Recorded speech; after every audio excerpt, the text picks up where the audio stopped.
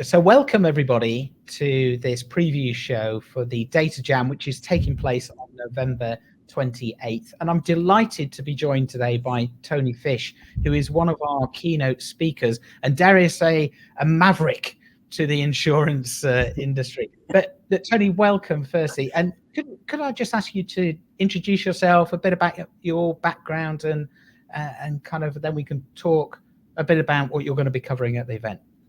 Yeah, thank you, Jeremy, and thank you for inviting me. I kind of like the word maverick because nobody knows what it means, and I have an eclectic series of industries I've worked across, and a eclectic number of companies I've both helped found and sell.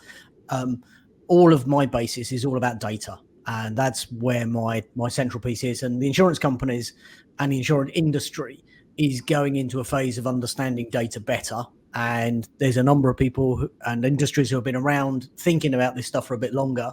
So I think some of my maverickness is what can we share and learn from other industries? Great.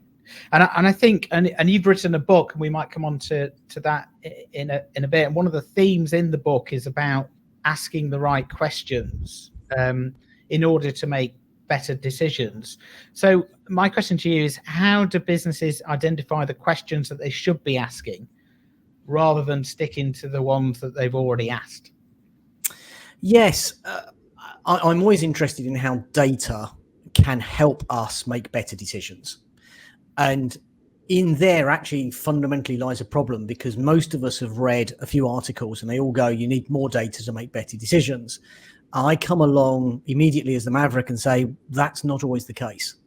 And there's a bunch of reasons which we'll explore on the day and throughout the event of why that's true.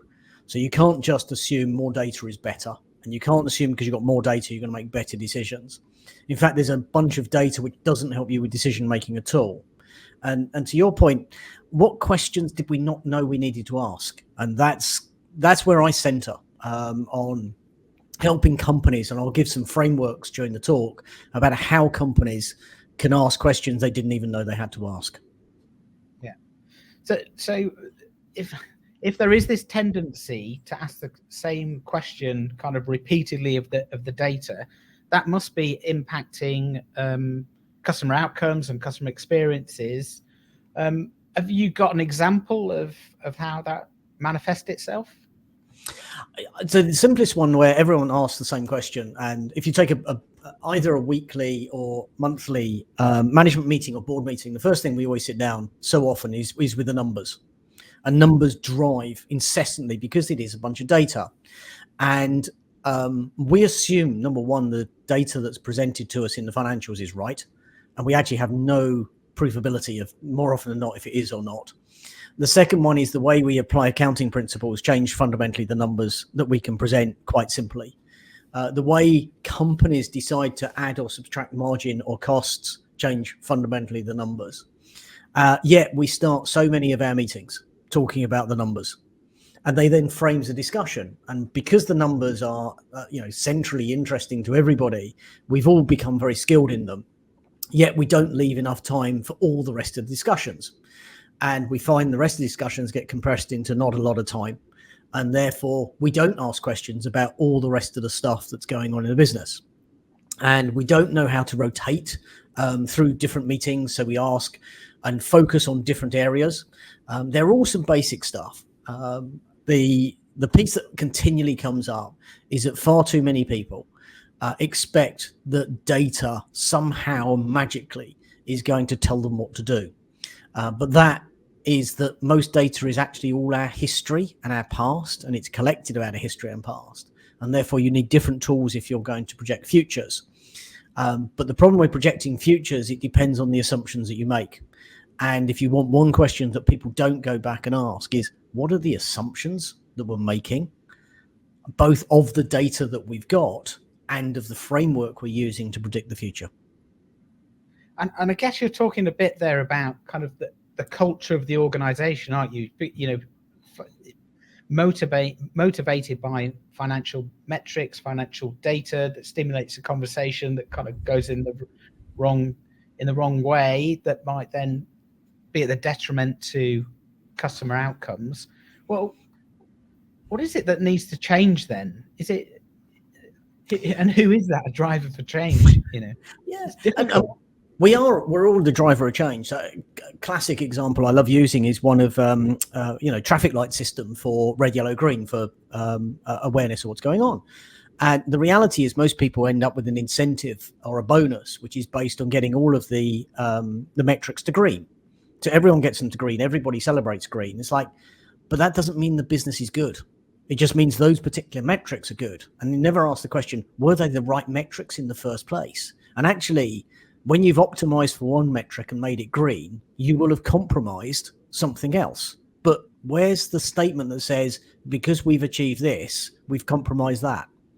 And these are the things that need unpacking with data, that we get obsessed with trying to get things done, but we forget the consequences. And that, effectively, my whole book and a lot of my thinking is, what are the consequences of the decisions you've made?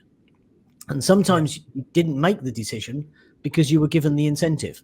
And we drive towards being rewarded. And if your reward takes you in the wrong direction, who's there asking the question? Am I doing the right thing? And you're spot on, Jeremy, in that observation of the culture. If it doesn't allow you to ask that question, nobody is. And if nobody is, then one of the questions you started with, what's a question we don't ask? Yeah. So there's a lot in that, isn't there? I think, culture we just touched on there. I think leadership as well, and understanding the importance of data and where it's come from, what you're trying to achieve. And you've spoken about asking better questions to improve decision making at a leadership level. So what's the connection between asking the right questions and innovation within a company? Because a lot of what we're going to be talking about at the Data Jam are innovations around technology, AI, automation, all this kind of sexy stuff over here. But it seems to me that there are a bunch of fundamentals that you've got to get right in order to be able to leverage those kind of tech. And everybody, I say everybody, there's a bunch of people who always want to be at an edge, which sounds the innovative piece. And, we now have more AI experts who have read 2 articles, who have become experts in something they have no idea about, but are now portraying all sorts of fascinating things with such authority that it makes it tremendously difficult for people to challenge what's being said. And organizations are as bad as this, where edicts and mandates come down, yet somebody wants to ask the question, they're not allowed to. And these are the bits that we do need to unpack, which says, actually, somebody in the organization knows good questions we should be asking of both the data, the processes, the methods, the culture. How do we allow that to happen? And if you want to do innovation in truth, we have to find ways of asking better questions, not assuming or saying, no, we've tried that, or we're going to do this. And part of the innovation piece so much is, what is your response to questions? So it's really interesting what you're talking about there, because I think you're pointing towards or edging towards a kind of philosophy, a culture, or something around, it kind of sounds abstract, doesn't it? Which is kind of, you start off by talking about the financial data and that driving decisions. Well, that's almost linear, straightforward. But to have a philosophy around data, a culture around data, how do you define that kind of philosophy? And especially with boards and, as I've said, leadership teams that are kind of driven by those hard metrics. And therein lies a fascinating reaction, where some companies, you wander in, and I wander into the board, and I talk about data philosophy. The openness and willingness to chat about being able to hold multiple ideas at the same time and giving them equal value is incredibly welcomed and embraced, and allows, discussions about many topics. And most people don't understand that actually maths is a philosophy, computing is a philosophy, actually financials in fairly much is a philosophy because it's a language of maths, but we don't want to think, we think they're sciences and they're exact. And there is a tendency that we have that we want something to be factual, but we actually don't know if that fact is true and to whom it's true. And this is why we've got to get back to asking questions about what we're trying to do and why we're trying to do it. And we can guise it up as purpose and we can guise it up as many things. But unless we understand the questions we're supposed to ask and why we're supposed to ask them, and if we have the freedom to ask those questions, we're going to really struggle. So yeah, philosophy, some people really hate it because they think it's dandy bandy and it's really abstract and it allows you to guise behind a lot of things. I look at philosophy as somebody who's able to hold many ideas of equal value in their mind at the same time without giving a particular bias or preference or framing to one, and actually searching which one of them has a better outcome for what they want to try and achieve. Within the insurance sector, I mean, we talk a lot about data architecture and structured data and data formats and how we're going to do all this. And I think one of the problems that you're going to touch on at the conference is kind of how do you kind of organize, how do you think about the data, and the ontology of data, I think is how you phrase it. What are the problems that, firstly, do you want to just give us a definition of that? And then what are the problems that arise if you don't get that right?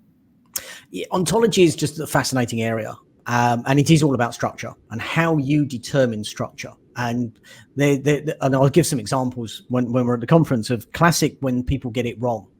What ontology says is how you allocate the set of words that you like, i.e. name, first name, second name, address, to something, and how that then actually forms the data and the only types of analysis you can then do on that data. If you start with what's termed a different top level ontology, you can ask different questions of the data. Now, you might not be able to ask the ones you wanted, but you can ask different. So different ontologies fundamentally allow you to answer different questions. Every company has an ontology. And actually, most companies don't understand their ontology. So when they come to ask questions of their data set and they find it doesn't produce an answer, they think the data's rubbish. But actually, if you're asking the wrong question of the wrong ontology, you will get rubbish. When companies combine, which is the big thing that's happening so often, and you combine two large data sets, believing that more data has value, when you combine two different ontologies, you actually create what is known as quantum risk or phantom users. And then you can actually completely believe that something's about to happen. And actually it exists nothing other than because you've created or used two ontologies. So two structures of data, which realistically should not have been combined. And this isn't about labels. This is actually way beyond labeling. Yeah. So that's really fascinating, because you're absolutely right. The conversation really quickly moves towards the data must be wrong. That is why we're getting the wrong answers. And yeah, the structure, as you've been talking about there, is really important. You talked about kind of mergers, acquisitions, data architecture, things being merged, and business is complex. It isn't straightforward. If it was, it would all be easy and we wouldn't be having these events, would we? But I mean, what are some of the practical steps that boards need to take in order to be equipped for kind of this new kind of data-driven world that we find ourselves in, with the technologies that underpin it and the opportunities that lay beyond? Yeah, I'll always come back to a fundamental is there's a fiduciary duty that all directors owe, which is that they should be able to ask questions that other people didn't even know they had to ask. And I think this is the most important thing is if we find we're asking the same questions, that actually that's the time to get external help. Because if you're not asking different questions, then you're not asking better questions. And therefore you've reached the limit of the capacity of the people around the table. And when you reach the capacity, good leadership turns around and says, how do we change the capacity and skill sets and the availability of knowledge around the table to be able to ask better questions? you're spot on. The complexity of what we're now dealing with has got out of any one person knowing what's going on. So we need to act as teams, and those teams need to be diverse, both by every measure possible, including neurodiversity. But beyond that, if we go back to that last piece about the structure of data, we have a fundamental, we all now have supply chains, and we all expect our supply chain to share data, and we're being asked increasingly to share more data, but we only share it in the ontology that we've collected it.